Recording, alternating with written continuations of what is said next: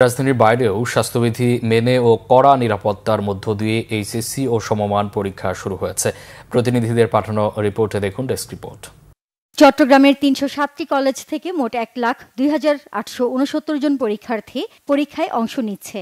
শিক্ষা বোর্ড জানায়, এবার ১১৫টি কেন্দ্রে পরীক্ষা নেওয়া হচ্ছে। সুষ্ঠুভাবে পরীক্ষা নেওয়ার জন্য মোট ৪০টি পরিদর্শক টিম গঠন করা হয়েছে। পরীক্ষা সুষ্ঠুভাবে সম্পাদনের লক্ষ্যে চট্টগ্রাম শিক্ষা বোর্ডে কন্ট্রোল রুম খোলা হয়েছে। ময়মনসিংহ মাধ্যমিক ও উচ্চ মাধ্যমিক শিক্ষা বোর্ডের অধীনে ৪ জেলায় ২৯০টি প্রতিষ্ঠানের পরীক্ষা ১০৬টি কেন্দ্রে অনুষ্ঠিত হচ্ছে। এবছর ৭৮,৯৯৪ জন শিক্ষার্থী পরীক্ষায় অংশ নিচ্ছে। কড়া নজরদারির মধ্যে প্রতিটি কেন্দ্রে প্রথম দিনের পরীক্ষা হয়েছে। কোভিড, ডেঙ্গু এগুলো নিয়েও আমাদের মন্ত্রণালয়, স্বাস্থ্য অধিদপ্তর থেকে শুরু করে সকলে নির্দেশনা দিয়েছেন। আমরাও সেই নির্দেশনাগুলো ক্যান্ডে ক্যান্ডে পৌঁছে দিয়েছি, প্রতিষ্ঠানে পৌঁছে দিয়েছি অনেক আগেই। তারা সেই ব্যাপারে যথেষ্ট উদ্যোগ নিচ্ছেন এবং আমরা মনিটরিং করছি। এবছর সিলেট শিক্ষা বোর্ডের অধীনে ৩২২টি শিক্ষা প্রতিষ্ঠান থেকে ৬৯,৬৮৩ জন পরীক্ষার্থী অংশ নিচ্ছে।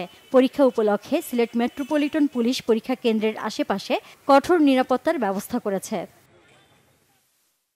এদিকে স্বাস্থ্যবিধি মেনে ও কড়া নিরাপত্তার মধ্য দিয়ে দিনাজপুর শিক্ষা বোর্ডের অধীনে এইচএসসি পরীক্ষা সুষ্ঠুভাবে শুরু হয়েছে। বিভাগের ৮ জেলার ৬৪টি কলেজ থেকে এবারের পরীক্ষায় অংশ নিয়েছে ১,০৭,৭৬৮ পরীক্ষার্থী। শান্তিপূর্ণভাবে পরীক্ষা সম্পন্ন করতে শিক্ষা বোর্ডের পক্ষ থেকে ২৫৮টি পরীক্ষা পরিদর্শক টিম গঠন করা হয়েছে।